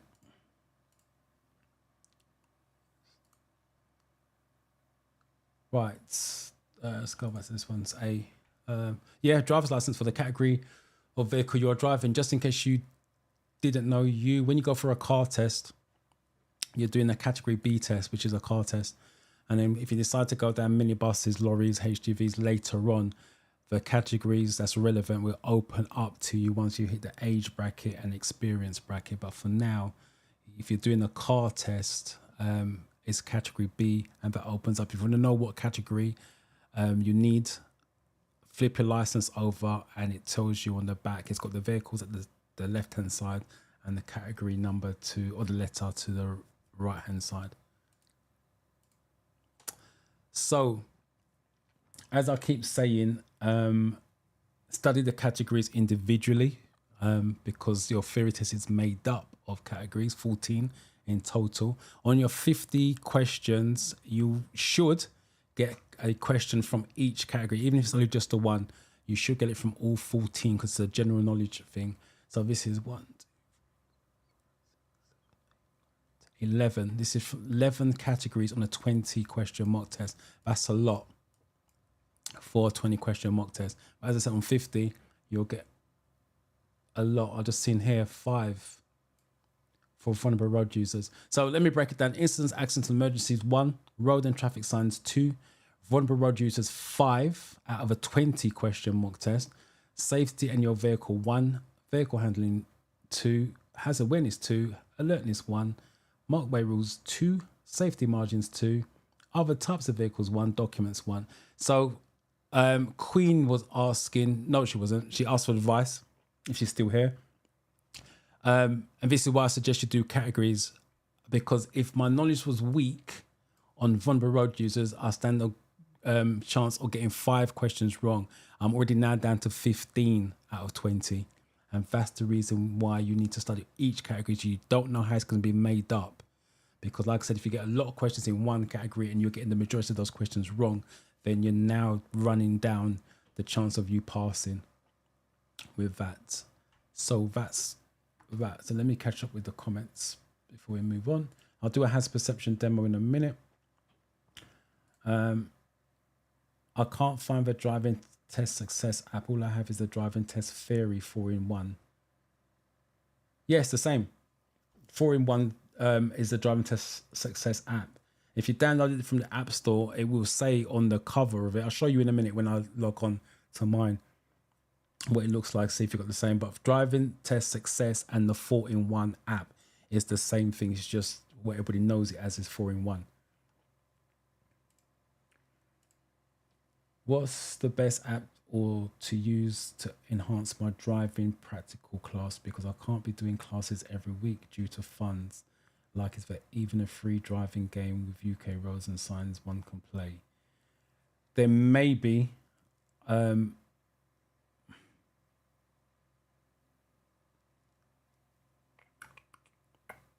just trying to think if it's worth it. I've got apps on my phone, but they're more for driving instructors. What's the best app to use to announce? The driving, funny enough, the driving test success app has driving bits and pieces on there. And that's why I recommend it, because you can use it after you pass the theory test. So you can, if you downloaded it to study for your theory, you've got it already. They're putting more videos in the driving school bit at hub, it's called, I think. I need to do a bit more research on that because I don't use that bit. But they have got driving lessons and bits and pieces in the driving test success app on the driving section. What I would also recommend is go on YouTube rather than do apps and driving games, because that's not going to help you. You're driving with if it's a driving game, you're using thumbs and fingers, which is not what you do when you're driving a car. You use hands, feet, and eyes. So I would jump on YouTube and look at some YouTube videos, just like you did with the theory test, because you're here on YouTube. Driving School TV, Francis, she's really good. Clearview, she's good. DGN.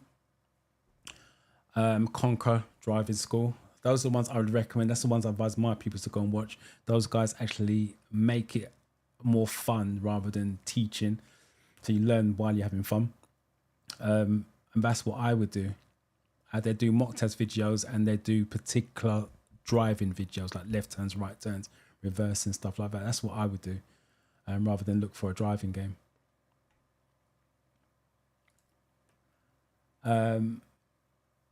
I think that's the same question you're asking. Is there a good app for practicing a practical driving technique? Yeah, videos is what I would suggest. It's a single carriageway. Yeah, single carriageway. Right, now you've made that clear. It's a single carriageway. Like I said, the overtaking question, fast vehicle coming from behind, it's always going to still slow down. Move to the left, let the fast vehicle pass. There are two signs for dual carriage and single carriageways. One is a red circle, small red arrow. It means you've got to give way to oncoming traffic. And there's one with the blue sign, blue background, big white arrow. It means you have priority on a single carriageway. But I knew when you said dual carriageway, it can't be right because it's all going in the same direction. Right, let me see what you guys are saying before we move on. No face. I got 23A. I'm not sure where you got that from.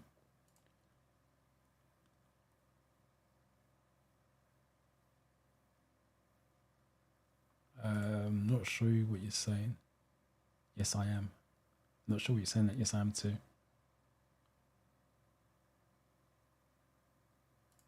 Where can you do theory classes in West Midlands? I really want to improve and pass. I can't seem to find any online. West Midlands, I have no idea. It's out of my area. But if you want to do a theory class, I've got a 5-day boot camp, which gets you ready within 5 days. The link is in the description.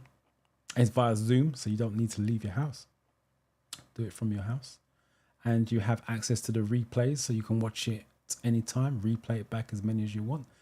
And by doing it in Zoom, you can ask questions as well, which is obviously tailored to you, rather than like a generic answer for a live session like we're doing now.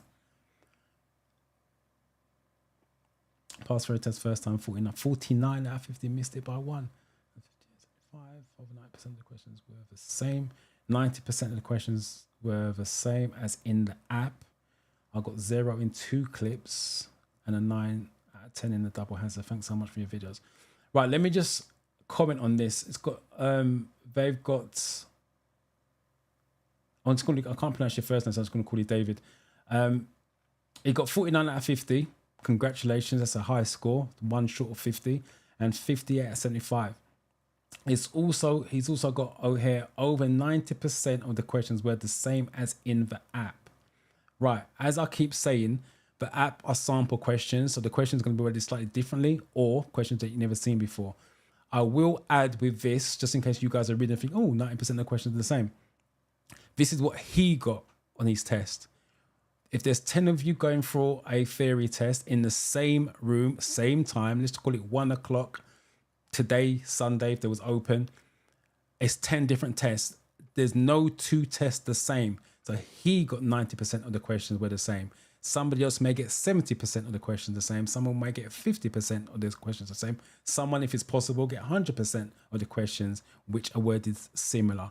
So don't go on what someone else has got, what they tell you. Because I know friends are telling you, blah, blah, blah. This is what I got. Don't worry about it, blah, blah, blah. They're telling you their experience. Your experience may be different. So whereas my questions here, let me just go back to this,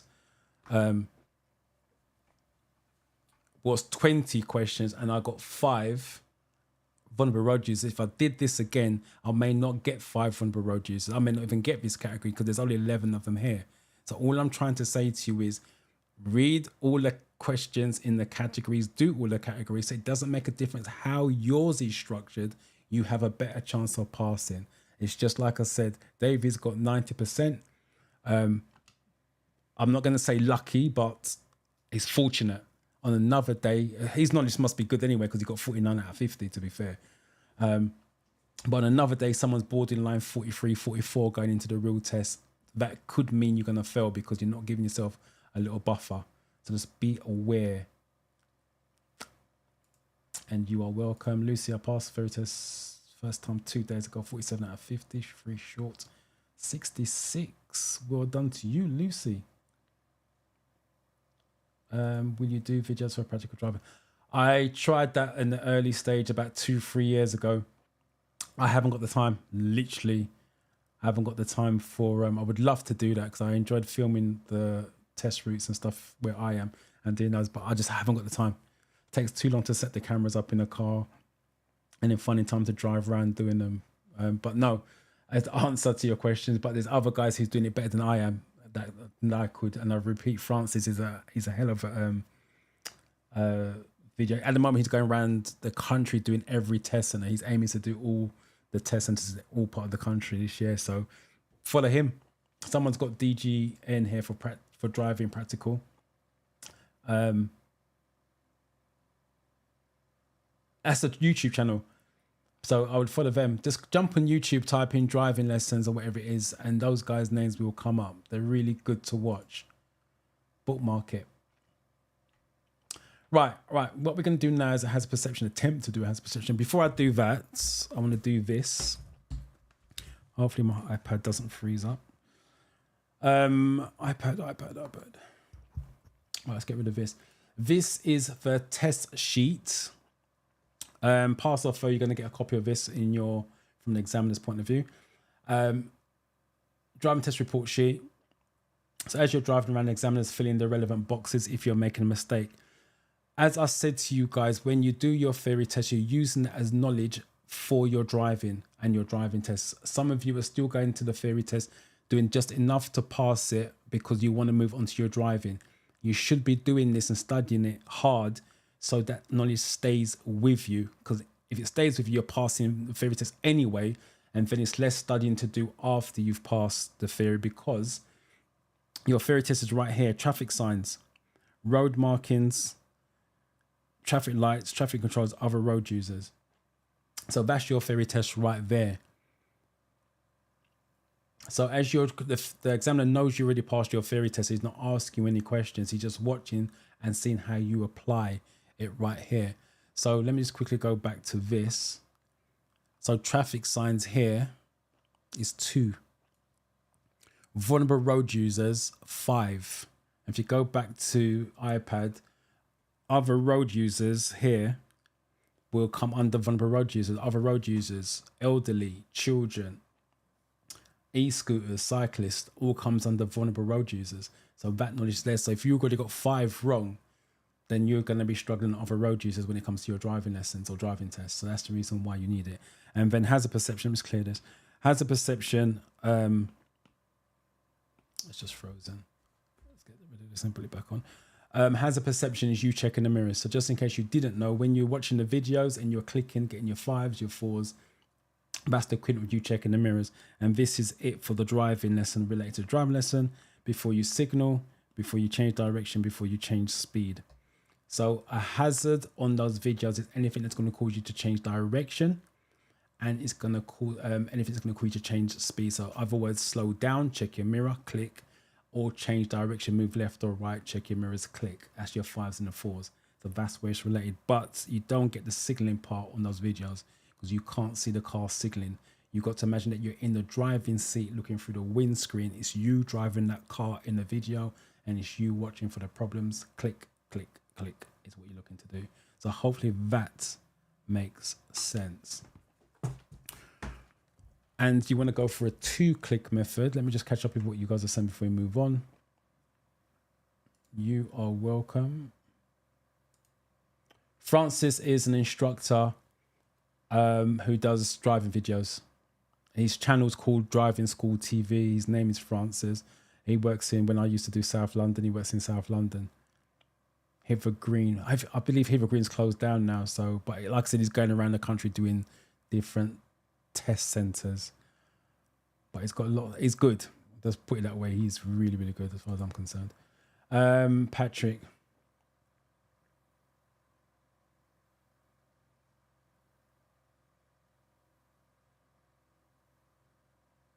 Well, that dedication. First of all, Patrick, I appreciate you joining from church to catch the live and let me know that you passed. So well done. Congratulations. Just about passed it, 43. Check the category just to make sure there's nothing relevant for your driving lessons, i.e. road signs and rules of the roads. And 68.75 is really high. Congratulations. I can't say thank you so much for coming to the live and let us know that you've passed it from church as well. Appreciate that.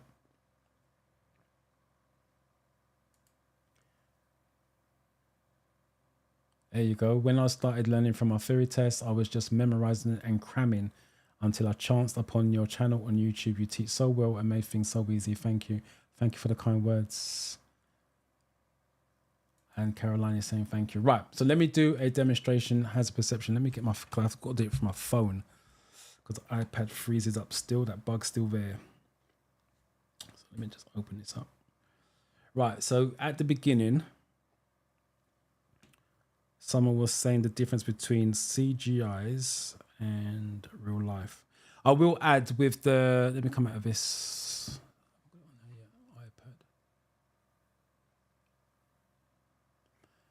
iPad. With the, let me come do this one first. Sorry.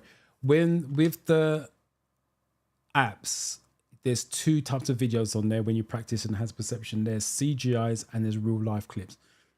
The real life clips, which I've started to notice, they don't tally with the scoring system. So sometimes you see the problem and you click, and then when you review it back, sometimes it could be a 2 or 1 or 0 because they don't link. It's not finely tuned. That's why they went from real life to CGIs, where it's more in tuned and properly in sync. So if you're getting a low score on the on the real life clips, don't beat yourself up over it. Sometimes the 2 don't sync in. The click and the video is not in time with each other.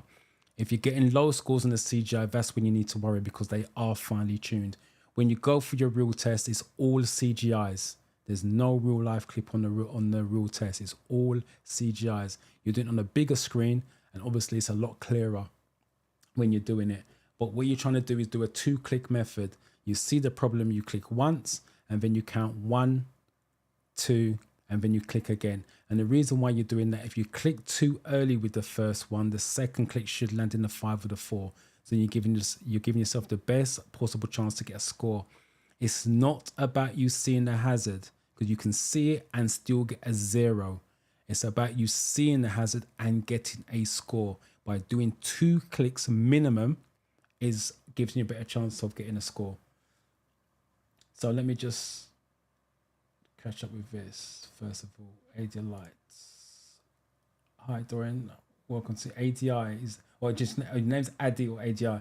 That's what we call in driving instructors, ADI. So I don't know if that's your name or using it as like an instructor. Troy, Dorian, I've got a question for you. In the real theory test exam, if you don't know some of the questions, do the flags in the test help you improve your score higher? So let's go read that again.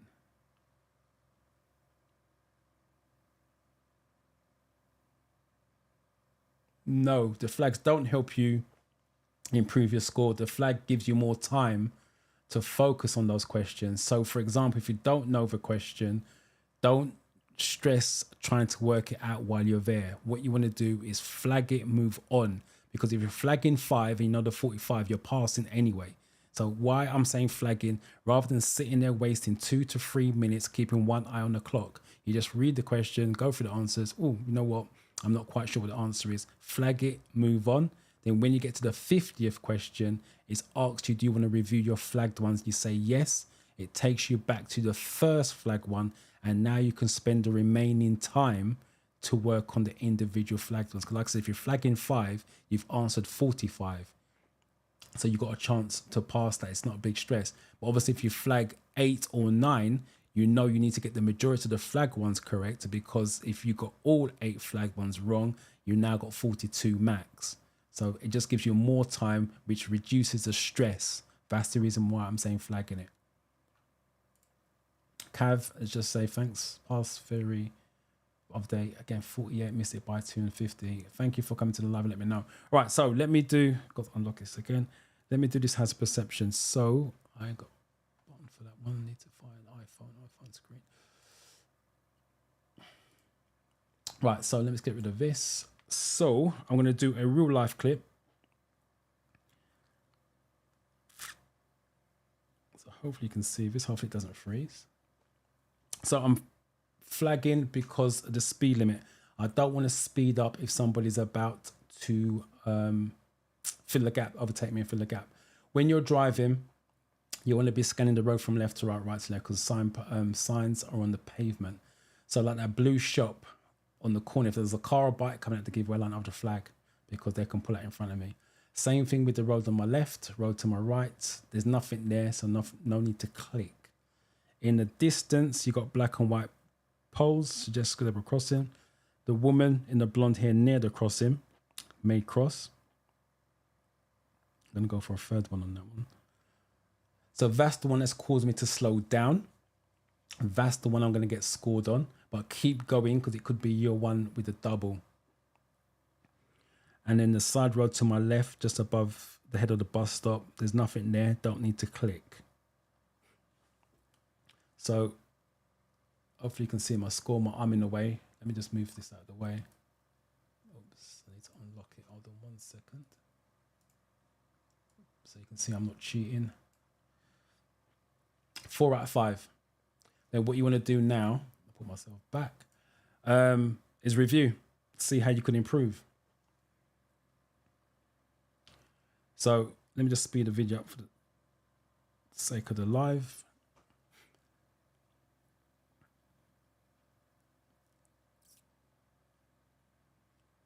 So with this, it goes to show, look, here we go. I said the black and white poles. There's my first click. And there's my second click. It's still too early because I got 4. So that's for the black and white poles, zebra crossing. And then the next problem is the woman in the blonde hair. There's my first click in the 4. And there's my second click in the 3. I think I went for a third one and I got a 2. And they give me the highest mark. And like I said, with this one, just to rewind it back, I'll say again, I said the black and white poles. There's my first click and there's my second click. Now, if I left it like that, that's a 0. And that's why you click. That's why you click twice for per problem, if I get my words out. That's why you click twice per problem. So the black and white poles are the first 2.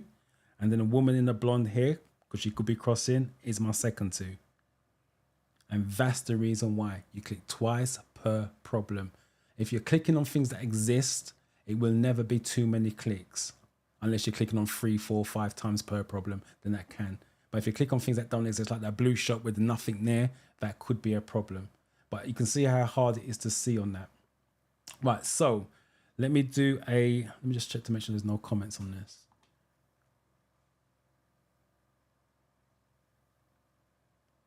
So I'm assuming you guys are understanding that because there's no comments on that. All right, so let's go back to the phone. And now what I'm going to do is I'm going to do a CGI, so it's a lot clearer. None of these have got any marks on anyway, so I've got to download this one. So I've not seen this one. So let's just download it.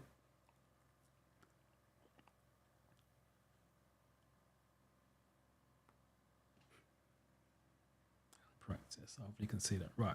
So scan the road ahead. This is not CGI, I don't think. Hold on. Let's do this anyway. Right, cars parked up on the left. I can't stay a meter from the curb if it's cars parked up. I'm going to go for a third one on that one. Then look in the distance. On the floor, it tells me change the speed limit 20 miles an hour. Ask yourself why. In the distance, high vis. Again, I'm going to go for a third one on that one. So there's clues sometimes. Speed limit change down. So obviously changing speed. Probably click on it. If it says slow on the floor, it's telling you there's a problem coming up. Ask yourself why. Maybe click. Keep going. So in the distance, cars are parked up on the left. I can't be a meter from the curb if they're parked up. So I'm going to have to shift to the right. Lights are red.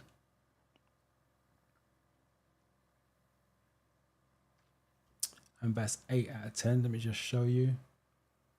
So let me move myself out of the way so I'll show you not cheating.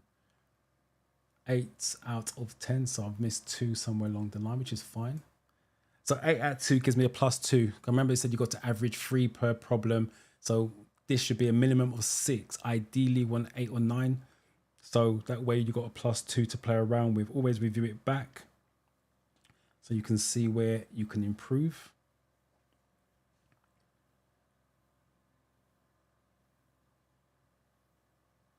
So that's well late on that one. 20 miles an hour speed limit. Like I said, it's telling me to slow down. And on the floor, it says slow. So there's the clues there. So hopefully that makes sense to you guys.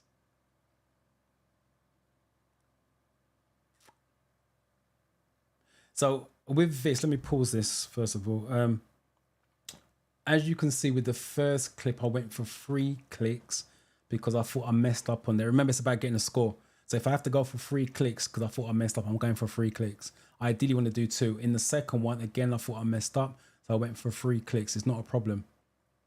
I repeat, it's not about you seeing it and that's it. It's about you getting a score. So you need to see it and get a score. So if you have to do 3 clicks to guarantee a score, so be it.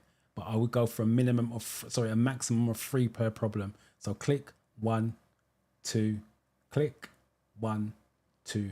But ideally 2 clicks will be fine. Let me see what you guys are saying on this. So hopefully that makes sense for you guys. Josh, not seen your name before, so welcome to you.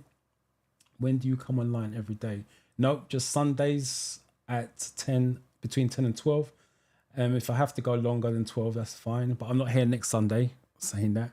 I've got family commitments, unfortunately, so I've got to be somewhere else. But we need to leave early in the morning. Margaret, do you teach practical driving tests? If you mean do I do driving lessons, yes, but I do intensive courses and my courses run from Monday to Friday and they're already booked up. I'm already booked up. Hey, bro. Have a blessed week as well for you. Inevitable risk. Not seen your name before.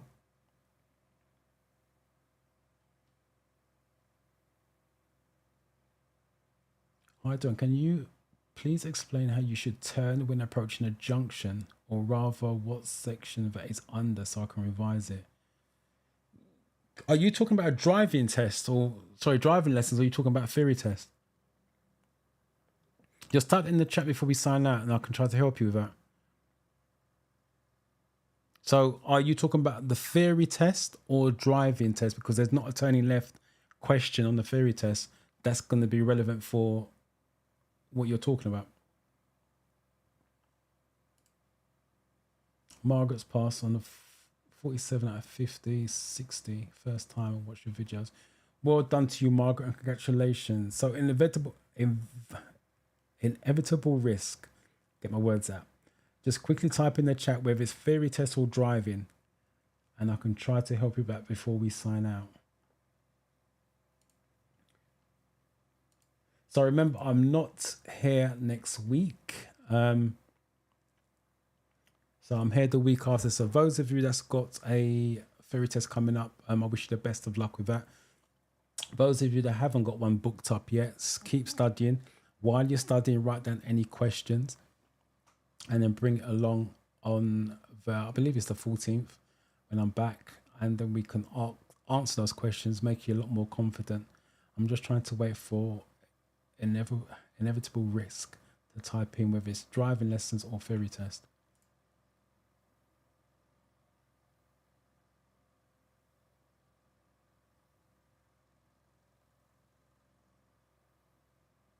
No problem, Troy. You take care.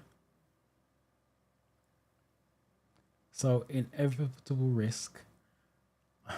I'm gonna wait a few more seconds for you to type in whether it's the driving lessons or theory test. Otherwise, I'm signing out. Because like I said, there's not many questions for junctions turning for the theory test.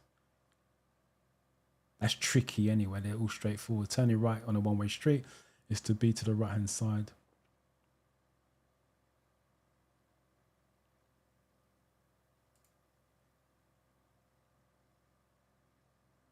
Thank you for the kind words.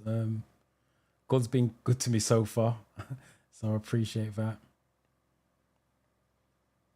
Okay, he's not coming, or he or she's not coming back to me with that.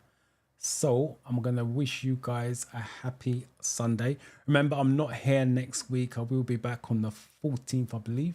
So I wish you guys a safe couple of weeks. If you guys got tests coming up, I wish you the best of luck with that. Remember, if you are studying, write down questions, concerns that you may have, and bring it along to Miss Olympia. Thank you. I've not seen your name before, so thanks for commenting. Bring it along to the next live where I can answer it for you. And I shall catch you in a couple of weeks. Stay safe, most importantly, look after yourselves. Have a good Sunday.